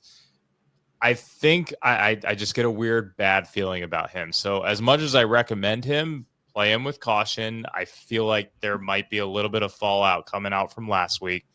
Ty Dillon, though, at $5,100, we're getting similar track history to a Ryan Priest, to even maybe a Noah Gragson, who I also like, or an Eric Jones. Ty Dillon is roughly starting around the 30th spot and finishing 17th himself. $5,100. He's worth a shot. I think he's been running pretty darn well as of recent too. And then Noah Gragson, I have to throw him in. This dude just made me 20 grand. So, he's got good track history though too. So here's the thing: Gragson is not a sexy place differential play when it comes to, oh, look at this guy's track history. This is amazing. He's just kind of even keel. He's running around the 20s. He's starting around the 20th spot and finishing around the 20th spot. If we see Gragson maybe qualify 25th and he gets up to the 18th spot, he's going to more than pay off. And if you play him over probably a much higher owned Priest who ends up crashing out or wrecks midway through the race, that's a ton of leverage for two guys at pretty much the same price point. Pair that with a Ty Dillon, and then you can fill the rest of your lineup with the Byrons and the Reddicks of the world. I'm with you on Priest. I wanted to like Priest. It makes sense to like Priest. Same thing to make sense to like Buescher. I've just got a bad vibe, and I don't know what it is, and I should probably have a bad vibe about Brad as well, to be fair. I'm not going to be anxious to use them. And the part of the reason I say that, when I also pulled up recent history and saw Ty Gibbs, someone I saw with zeros across the board there was Brad Keselowski. No top 10s, no top 5s. So RFK seems to have lost a little bit of what they found last year. So I'm kind of with you. The fact that you're a little uneasy, Mark, makes me even more uneasy. So, and I was already there. So I'm kind of with you. Gentlemen, I love your Ty Dillon calls. I'm just going to say this right here, too, but I think some of the uneasiness regarding RFK this year is the fact that they've recently had some crew chief changes and also that they've got a third car this year. And whenever there's a big change, like adding another team to an organization, that's, of course, going to shake up the results a little bit in the performance. And I think we've seen that with RFK overall this year, most notably affecting Brad Keselowski, I'd say. Which is not shocking. Which is what he did with Buescher, right? So are we shocked that the new guy on the team seems to be the guy with the fastest equipment every week, and the two guys that are proven assets are kind of the ones battling through? Like, sounds an awful lot like when he brought Buescher in, gave Buescher the new hauler, gave Buescher the new chassis, and then the following year, we were back to both of them being creme de creme. I tell you what, Sean, I think you're onto something there, because it sure seems like there's a lot of focus on supporting Priest, which makes sense because the guy has not gotten a lot of support. He was part-time with Haas before he got the ride. He gets the ride when Tony's basically pulling out, right? It's been fun to see how Priest has run this year. So, I mean, but I would say this then poses a serious problem when it comes to building lineups this weekend is we're pretty much all on Brad. But now we're talking about some of the red flags that come along with Brad. And he's probably going to be likely one of the highest owned drivers on the slate, given the price point and the track history. So do you do a full fade on Brad Keselowski? And I think that ownership is lower than a normal. It's going to be more spread out for this one than a normal race, which would indicate to me dropping my balls on the table and doing a full fade on Brad Keselowski. I think I'm with you. I think it might have to be the approach, and as risky as that sounds, given the information. It's Mark, I think I love that idea. Plausibility as it is, but I want to see a little more data before we know for sure to do a full fade.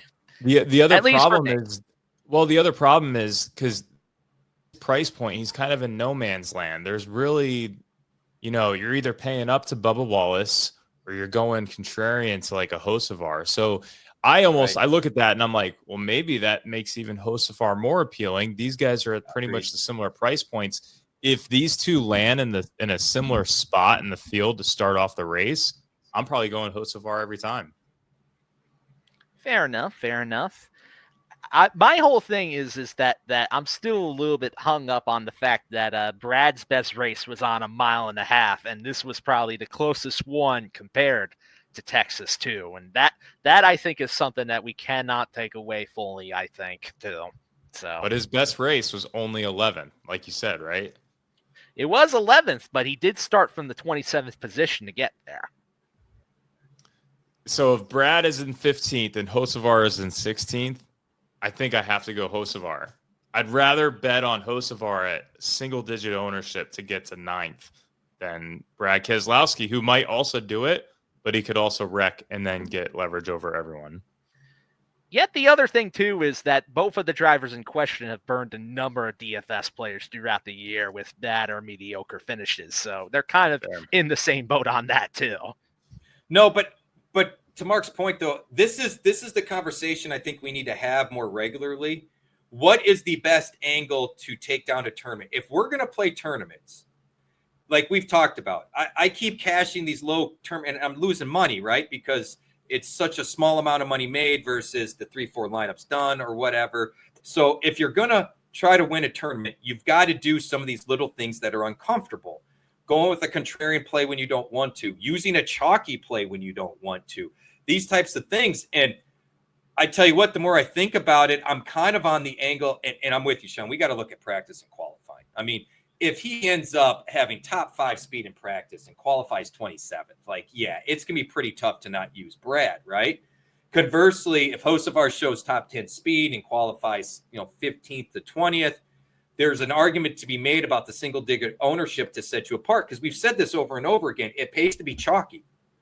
But if you want to actually cash, you have to find 1 to 2 contrarian plays to hit on, and you have to hit on them. You can't just be mediocre on those contrarian plays because they won't be enough to outscore the chalky plays. They have to hit. It's got to be the Ty Gibbses, for example, that we're not going to normally be on. Nobody wants to pay up for, to Mark's point. Like, do we pay up for Bubba? I mean, it's such a weird price point with Gibbs too, right? So I think these are really the best conversations to have, because it is going to take something contrarian, I think, to happen. We're not going to get away with an 80% ownership like we did at Dega, right? Chasing somebody with a place differential that we're hoping to get, plus 20, plus 30. We got to find something that's a decent finish with some place differential, right? So practice is going to matter, but I think this is some very good points that I'm kind of rethinking how I want to go about building my lineups. And then one other thing that I should mention too is, what if the situation presented makes it so you want to play both Brad and Hocevar in a case like this? Then you have to really punt, in my opinion, somewhere else, like real cheap. Like, you've got to go Dillon, you've got to go Haley, and then you swing for the fences with the other two, whether it be Larson and Byron, Hamlin and Larson, Byron and Briscoe, whatever the case may be. But I mean, I guess if you go that route, then I'm thinking that takes out someone like Briscoe that's an under 10K play, because you might as well then swing for the fences and go for everybody over 10K, because you're going to have to use the second punt option. Exactly. That's why I think there's viability towards both options, but really, though, we're going to have to evaluate the situation once we know how the grid is set, because that is going to be the determining factor in the end. I don't disagree. Well, should we go on to our core plays here? Yes, we shall. So I'll start us off with my DFS core 4 right here. So I got Kyle Larson at 11K on DraftKings and 14K on FanDuel. Most expensive driver on both sides, but I think he's really well worth it. Tyler Reddick at 10,200 on DraftKings and 13,000 on FanDuel. Then I have Brad Keselowski at 7,600 on DraftKings and 7,200 on FanDuel. And as for my last slot, it depends on which site you play on. Because if you're going for DraftKings, I think Ty Dillon is the value play right there at 5,100. Whereas on FanDuel, I think Justin Haley is the play at 3,200. And notably, Ty Dillon is $1,000 more than Haley on FanDuel. So, whereas Haley's more expensive than Ty Dillon on DraftKings. Think of that as you will right there. So I'll be honest with you, Brett. I'm going to rethink mine.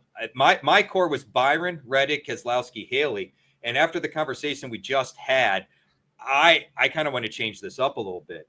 I wouldn't mind going Byron, Reddick, Haley, Dillon here and seeing what we got for qualifying and see if it makes sense to go with Briscoe, or does it make sense to maybe try to fish for even another top dog like Hamlin. But for official, I went Byron, Reddick, Keselowski, Haley, but I definitely will be changing that up.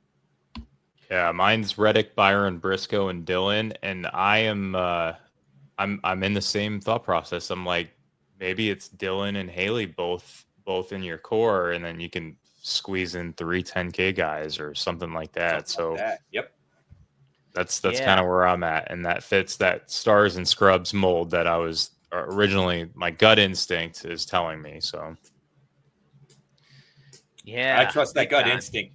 Big time. I'm not going to lie, Mark. I trust that gut instinct. So I've told you this before, Mark, and I want to say it in front of everybody. You have changed how I played the game, and I am better for it. So I really appreciate you coming on. I will be conceited when it comes to NASCAR knowledge and will put myself up against anybody. But there is a whole different level when it comes to playing DFS. And I will call you, my words, a DFS genius. You really have a knack, regardless for the sport, Mark. I mean, the comparison NBA earlier, you have a knack. So if you tell me your gut instinct is we need to look at stars and scrubs, and it's not crazy to look at 2 punt options, tell you what, that's really where I'm leaning. And I do think that gives us options. You could use those 2 guys and kind of build around them depending on, do you want some, to Sean's point, do we want a couple of those middle guys and then, spread out the love a little bit, still get some top guys? Or do we really want to swing for the fences, get 3 of those top guys, and then find where it makes sense? Maybe we can't get Briscoe in our lineups, but maybe Hocevar makes a ton of sense as a contrarian play with single-digit ownership, right?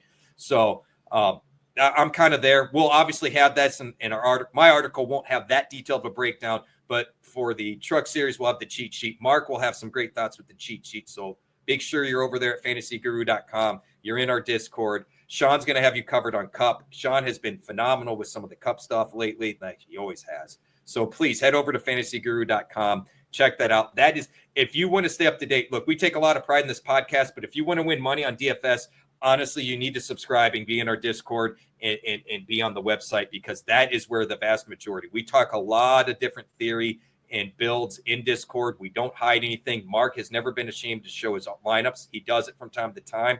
Sean and I have done the same. All of us at some point or another have won these NASCAR tournaments. So look, we're not talking. We got the evidence and the receipts to back it up. It's racing, though. Nothing is guaranteed. But head over to the Fantasy Guru and give us a shout out there. Sean, hit us with your core, because or you already did your core. I'm losing. We're up to the betting core now. So I apologize. Basically, let me put it this way. Mark and I had 3 of the 4 same guys right here, too, which we both have William Byron at plus 600, Tyler Reddick at plus 750, and Chase Briscoe at plus 1,400. That's 14-1. Where we differ is that I have Kyle Larson at plus 500 because I think Larson's going to be the guy to beat.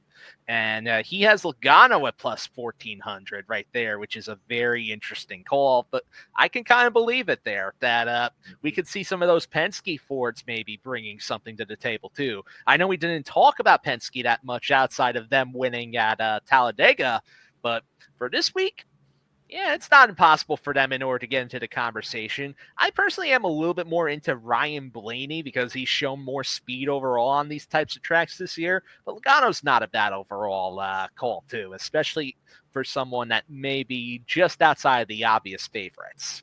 Here's why I like the Logano call, because I actually have been looking for bets for him. In fact, I think I did have a bet for him. I'll have to go look. He tends to rise above when there's a bunch of, I don't necessarily say hostility, but scuttlebutt around him. Every time there's been chirping around Joey Logano, you haven't won nothing, you haven't done this, you haven't done that. That guy and his team seem to just find something and step it up a notch. So with all the heat from Twitter and Chipper Jones and the penalty, there's a whole angle of me that's like, this kind of has Joey Logano winning a race written all over it. So I kind of like that call. I forgot to list mine. I was too busy looking at the other bets. Give me Larson. Give me Reddick. I like the Briscoe as a bit of a longer shot call, but my 2 guys are Larson, Reddick right now. Obviously, it'll probably change come practice qualifying. But I kind of dig in the Joey Logano bet here. And I'm with you, Sean. Blaney's the guy that's had the speed.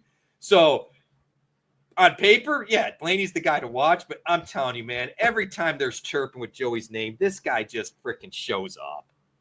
That was kind of my thought process. And also he's hanging around the top 10 when it comes to this track. Like you said, any given race, he can win it. And coming out of controversy is an exciting one. Plus 1,400 just seems a little low in general. I feel like it's some positive expected value there. So he's not a guy that I'm going to be looking at in DFS. So might as well throw him into my betting core for given his ability to win it at any point. Which I recommend that to folks. I recommend that for folks. If you like, you're kind of feeling something, but you don't really want to use them for DFS or you don't want to use them for the bet, then do it the opposite. Use them in DFS. Don't use them in DFS and go bet them. Don't bet them. Use them in DFS. I think that's a smart way to play it, Sean. Truly, I think that's not a bad way in order to go about it. My only one thing is that I know it's not an even numbered year, and we know even year Logano is way better than odd year Logano. So valid. Bet it with a little bit of caution, I say. Odd number years, he either gets 0 or 1 or 2 victories, but even number years, he goes on a tear. We saw it last year. Yeah, but he really wasn't that good last year, except he won at the right time each time it was needed. Yeah, exactly. You know what I mean? I mean, think about it. Everybody was chirping about him not deserving to get in. He limped his way in, and what did he do? He won the whole freaking thing. Like that's how it goes with this guy. The last race he won last year, I remember, oh, Joey Logano's really not doing well. And and the thing is he hears it and he loves to bring it up in the interviews. He's always like, yeah, we won this time. Whatever happened, Joey can't win a race. Like he gets off on this. So I'm kind of feeling it, man. And since I'm such a Joey hater, I'll probably put a bet out. Might as well hedge against my hatred. Makes it a win-win. Right. That's the only thing. It's an odd year, Logano, not an even year, Logano. But I still like it enough that I'd probably throw something on it too this week. Let's get into our other bets and picks. So I only have one that I'm putting out at this time. It's a group winner bet here on DraftKings Sportsbook. It's for Group C. That's the group with Kyle Busch, Bubba Wallace, Chase Elliott, and Alex Bowman. I say you can take either Bubba Wallace at plus 250 or Chase Elliott at plus 275 to win the group. You can bet like maybe a unit on both of them and still end up profiting. And I think those are the top two guys of the group, bar none. So go for it right there. Now, Rich, you have a bunch listed off here. How about you explain some of that? So it's interesting because Group C was not one of them I liked. And part of that reasoning was I was really torn between Bubba and Elliott. I like your approach to it, though, Sean. Putting two bets in at that price point, if either one of them hit, you profit still. That's pretty savvy.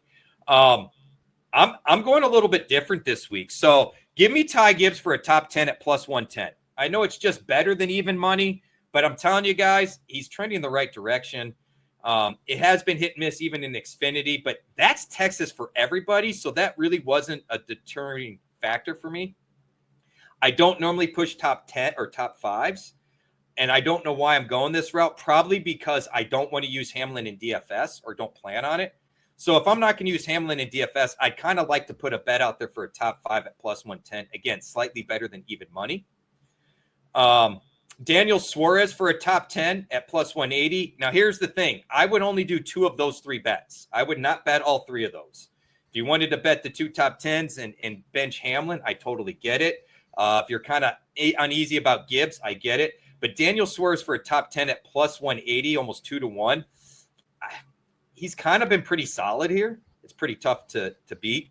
I did have a Joey Logano bet. Joey Logano top 4 at plus 275. So, Mark, like I said, I hadn't really thought about the winners, but I'm right there with you. So I have Joey Logano's the top 4. Head-to-heads, I'm kind of digging Hamlin versus Bell. Give me Hamlin. They're both at minus 115, but I like Hamlin. Reddick versus Elliott. Reddick is by far the favorite at minus 180, while I believe Elliott's minus 105. It's kind of a juiced bet. So I don't know if I'd really, the more I think about it, it's a little too juiced to bet, but I do like Reddick this week. But honestly, I think I might fade that bet because Chase was plus 105, Chase Elliott was plus 105. Group B winner, give me Chase Briscoe over Bell, Logano, Blaney. Again, it's kind of a hedge. If I'm going to bet Logano as a top 4 type of thing. Group D winner, I'm big on Gibbs. Give me Gibbs over Chastain, Berry, and Buescher. Now, if you bet Gibbs as a top 10, don't bet Gibbs to win the group.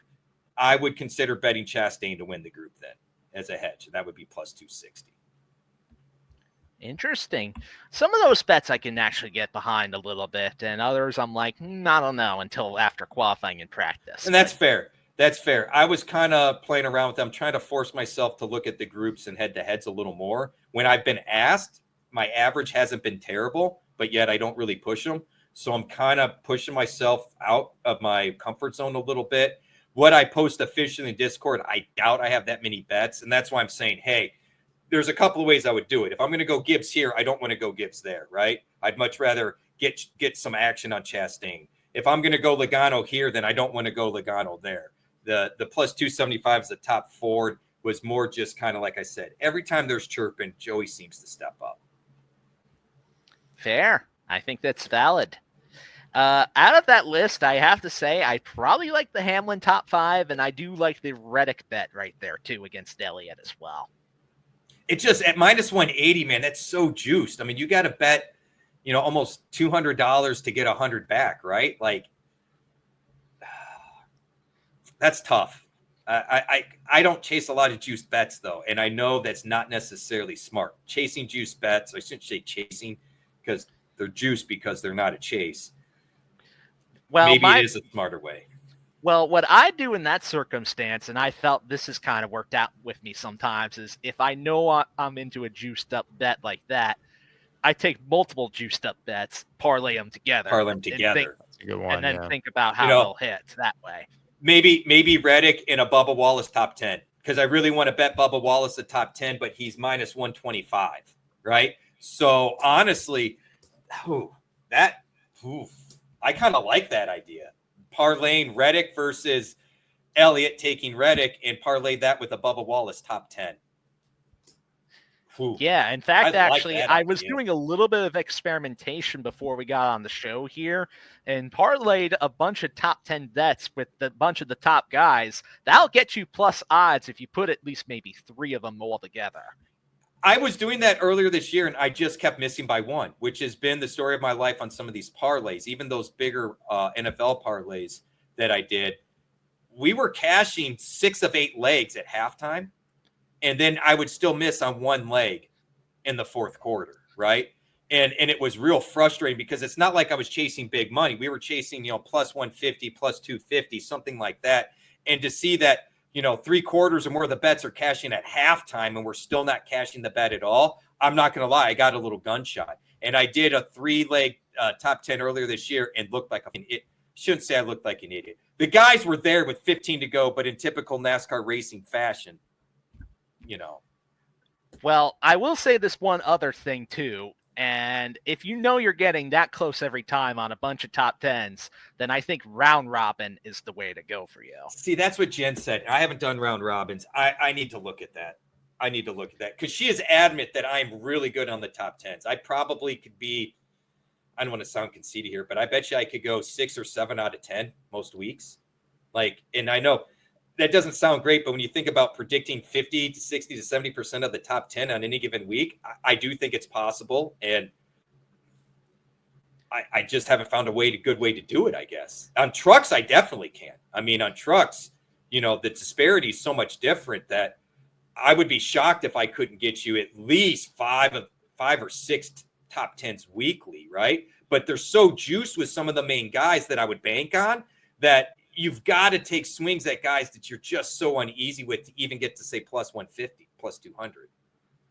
I personally think that doing the round robins with some of the top guys where they're likely going to finish there might be the way to go so far if you're looking at it from the Cup perspective, especially because it's like putting in mini parlays for each combination too, and that puts it at plus odds for all of them, and you like plus odds, right? I do. I have a hard time. It is really, look, I don't mind taking minus odds in football. I like the parlays because I can convert them into plus odds. I have a real hard time taking minus odds in racing because such stupid fluky crap happens. I mean, what was it 2 weeks ago? Okay, Byron this week. We were close. Midweek, I'm saying bet him, and he was third, right? 2 weeks ago, was it Larson or whoever it was that was leading a whole bunch of laps, and then the caution just fell right with 10 laps to go, and the guy that we were in the bag. It was a done deal, and we've lost it, and it was like Blaney. It was the Blaney race, remember? Yeah, Blaney at the Darlington. Everybody was, I said, guys, it's kind of coming out of left field. It's the only winner I picked. I said, take Blaney. With 10 laps to go, I was looking like a genius.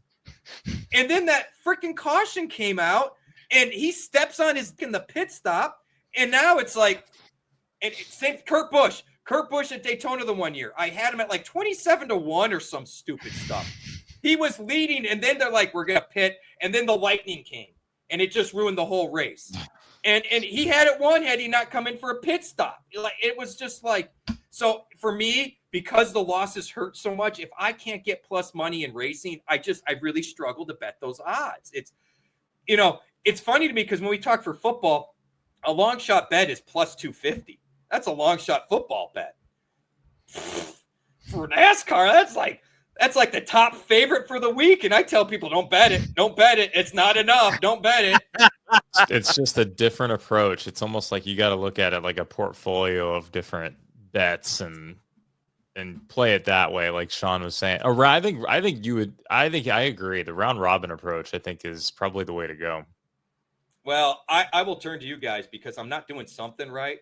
like I'm kicking myself in the back every week because I'm like, I almost nailed the stupid thing, but it's off just a little bit and I can't. So it's like, all right, I know enough, but I'm not able to convert it into profits enough. Right. So what am I doing? Like last year for a truck race, I kid you guys not, I had 7 of the top 10 guys all laid out, called out, but where they finished and how I bet it, it's still, I was a little bit better than even. Right. And it's like, I just called 70% of the top 10 and I didn't manage to profit well. Like, what am I doing wrong? You know, that's just insane. So I'm telling you, you stick that into a round robin bet. You put all 10 of those guys in there. You put it down towards 6, 7 level parlay level of bet round robin bets. You would have been cashing out big time that weekend. All right. You guys convinced me. Well, hey, we've gone long. We've been bad lately about this. Honestly, though, this was an excellent show from my perspective. Mark, there was some really great educational stuff for me. Sean, I always love when you bring the data and check me, bro. Like, I just do. I need that sometimes. The ego gets in the way. Thank you for tuning in. If you stuck around for the whole show, hat tip to you. I think there was some killer content regarding bets, regarding DFS. I love the group we got here, guys. Sean, Mark, I think we all bring a little bit something different, and it's been fantastic. I think we can help people make some money. We've been seeing people make more money in the Discord, so please go over to fantasyguru.com, click subscribe, check it out. Make sure you get in the Discord, and it's not just for us. Football, basketball, baseball, everybody on staff is in there hanging out. You can tag us. We do the best to get to all the questions. Please check it out. Find a package for you. If you don't find one you think fits, reach out to support@fantasyguru.com. Tell them what you want. Tell them what you're looking for. They will point you in the right direction. We know it's playoff hockey and baseball, so you don't get a lot of that action right now. If that's what you're waiting for, you got to wait till the fall again. But hey, the $79.99 gets you 12 months, but there's a package for everything. Mark has been over there killing it on UFL.